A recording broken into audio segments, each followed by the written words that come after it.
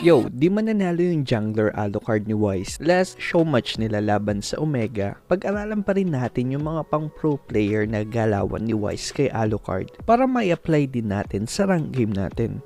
Siyempre, bago natin pag-aralan yung mga pang pro player na galawan, pag-aralan muna natin kung ano yung skill mechanics ni Alucard. Marami kasi akong nakikita na parang nalilito pa rin sa tamang paggamit ng ultimate ni Alucard. Oo nga pala, bago tayo magpatuloy, congrats sa July Epic Skin Raffle winner natin, si Epic Videos Online. Enjoy sa Lightborn Granger mo. Sa mga di naman nanalo, huwag kayong mag-alala dahil sa laging pagla-like at pagko-comment nyo sa mga videos natin, matuling nag-grow yung YouTube channel natin at dahil dyan, marami tayong raffle ngayong August. Isa na dito yung birthday raffle natin. Bilang pasasalamat, magpaparaffle ako ng 2 epic skin para sa mga subscriber na may birthday ngayong August. Ang kailangan nyo lang gawin ay mag-subscribe sa channel natin at mag-send ng kahit anong proof na August yung birthday nyo. Pwedeng ID, NSO, PSA, kahit ano basta mapatunayan nyo lang na August yung birthday nyo. Send nyo lang yan sa Facebook page natin. Kung ID man yung isisend nyo, okay lang kung tatakpan nyo yung personal details nyo. Kasi ang kailangan ko lang naman makita yung pangalan nyo at saka yung birthday nyo. Kaya share mo na din to sa mga kaduo o ka-5man mo na August yung birthday. Kung di man August yung birthday mo, huwag kang malungkot kasi monthly na natin gagawin to. Bukod doon, may epic skin raffle din tayo. Ang kailangan nyo lang gawin ay mag-like, mag-comment at i-share sa Facebook yung mga videos na i-upload natin ngayong August. Tapos, ira-raffle natin lahat ng comments ng mga videong i-upload ko ngayong August para makuha kung sino yung magiging lucky winner ng epic skin. Siguro sa second o kaya sa third week natin gagawin yung raffle para magkaroon pa tayo ng isa pang epic skin raffle sa end naman ng August. Kaya make sure na lagi nyong tinatapos yung mga video natin para wala kayong mamiss. Good luck! Balik na tayo sa skill mechanics ni Alucard. Yung passive niya, meron siyang 3 effects. Una, magkakaroon ka ng additional 50% damage pag yung skill mo sa isang target lang tumama.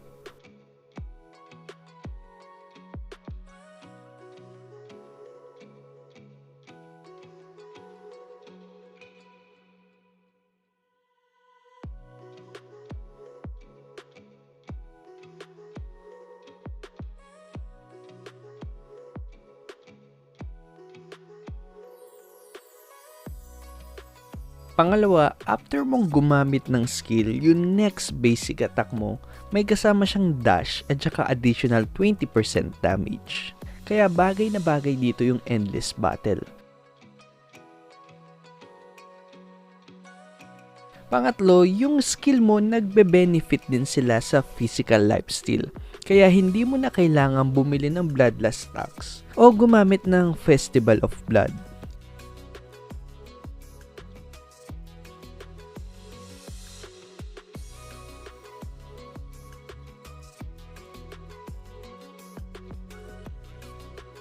Yung skill 1 at skill 2 mo naman, wala sila masyadong special effect. Ginagamit lang sila para ma-trigger mo yung passive mo. Yung ultimate mo yung pinaka-importante sa lahat. Marami kasing nag-iisip na shockwave o kaya damage lang siya. To be honest, isa ako sa mga yun. Pero nung nabasa ko yung effects ng ultimate ni Alucard, may 4 pala siyang nagagawa. Unang-una, yung shockwave o yung damage. Pangalawa, meron din tong kasamang slow. Pangatlo, pinapatas niya yung physical lifesteal mo. At yung pang-4 at saka pinaka-importante sa lahat, trigger nito yung passive mo sa loob ng 8 seconds. Ibig sabihin, kahit maraming tamaan yung skills mo, magkakaroon pa rin to ng additional 50% damage.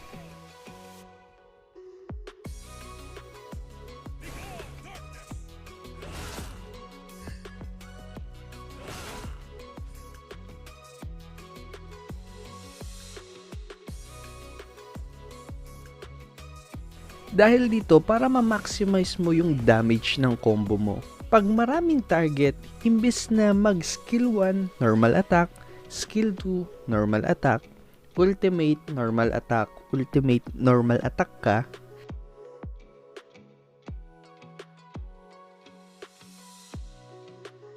mas effective kung ikakast mo muna yung ultimate mo, saka ka magno-normal attack, skill 1, normal attack, skill 2, normal attack, tapos ultimate, normal attack. Kung titignan nyo, di ba mas mataas yung damage output? Baka iniisip mo, di naman ganun kalaki yung pagitan nila. Wala kasi tayong item nung nag-damage test tayo kaya hindi ganun kalaki yung pagitan. Pero habang nagkaka-item ka, pataas din ng pataas yung pagitan ng dalawang combo na yan.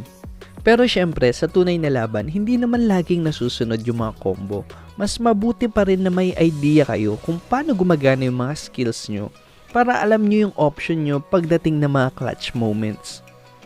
Ngayon, dahil may idea na kayo kung paano gumagana si Alucard, pwede na natin pag-aralan yung gameplay ni Wise. Sa early game rotation, sa purple siya nag-umpisa tapos dumiretso siya sa Lito. Dito niya na din ginamit yung retry niya. Tapos, in-invade niya yung Bear at saka yung Crammer. Pagtapos nito, saka niya kinuha yung Crab at saka yung Lizard. Nung naubos niya na yung jungle sa top side, saka naman siya pumunta sa orange side. Dahil sa gantong rotation ni Wise, naubusan ng jungle monster si Kelvj. At dahil sa penalty ng retribution, sobrang liit lang ng gold at saka XP na makukuha niya pag nag-clear siya ng lane. Kaya ang huling option niya na lang dito ay mag-try mag-invade. Kaso dahil naagawan nga siya ng jungle monster ni Wise, level 3 pa lang siya. Level gap siya kay Wise. Ang masama pa dito, wala siyang ultimate, si Wise meron. Kaya nung bumack up yung blacklist, napilitan na lang silang umatras.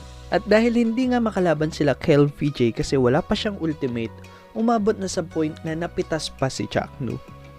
Simpleng pagkuha lang ng jungle pero napakalaking advantage kagad nito sa early game. Kaya kung tingin nyo kaya nyo namang mag-invade, itry nyo na din yung rotation na to. Pagtapos nito, wala na masyadong kakaibang nangyari. Tamang clear lang sa jungle side, tapos pagdating naman sa rotation, never nauna si Wise, laging humahabol lang siya. Taga-clean up, kumbaga. Kasi hindi naman makunat si Alucard. Pangalawa, hindi rin naman mataas yung mobility niya. Pag nagamit mo na yung skill 1 mo pang in, wala ka ng skill pang out. Tignan nyo dito. Nauna muna si Rafaela tsaka si Harit, saka lang sumunod si Alucard nung low na yung buhay ng Lunox.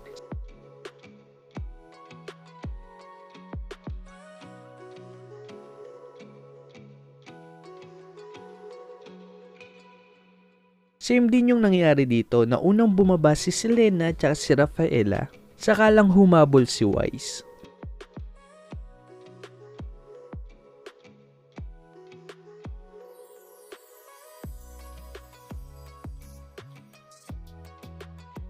Dito naman, pagkatapos niyang mag-skill 1 at skill 2, imbis na gulpihin yung attack button o pumalo ng pumalo, ang ginawa niya, sumidestep muna siya habang naghihintay ng cooldown ng mga skills niya. Tamang distansya lang para hindi siya mabigla kung may lalabas man na ibang kalaban o kaya kung mag-i-skill man yung kalaban. Hindi kagad siya tatamaan ng skill, makakapag-react pa siya.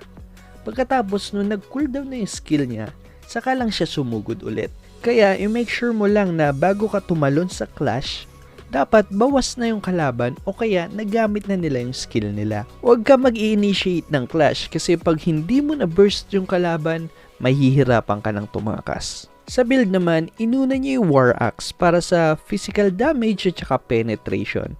Saka siya nag-endless battle kasi bagay na bagay ito sa passive ni Alucard. Pagtapos nito siguro mag-a-Athena siya para hindi siya ma-burst o kaya Oracle para pang pataas ng magic defense at saka pang enhance na din ng physical lifesteal mo. Kaso natapos kagad yung laban. Medyo maiksi lang yung tutorial natin ngayon kasi isang laban pa lang lumalabas si Alucard. Kaya ito lang yung pwede nating i-analyze. Pero kung lumabas pa to sa MPL, siguro gagawan ko na lang ng follow-up tong video to. So, yun na lang muna sa ngayon. Salamat sa panonood.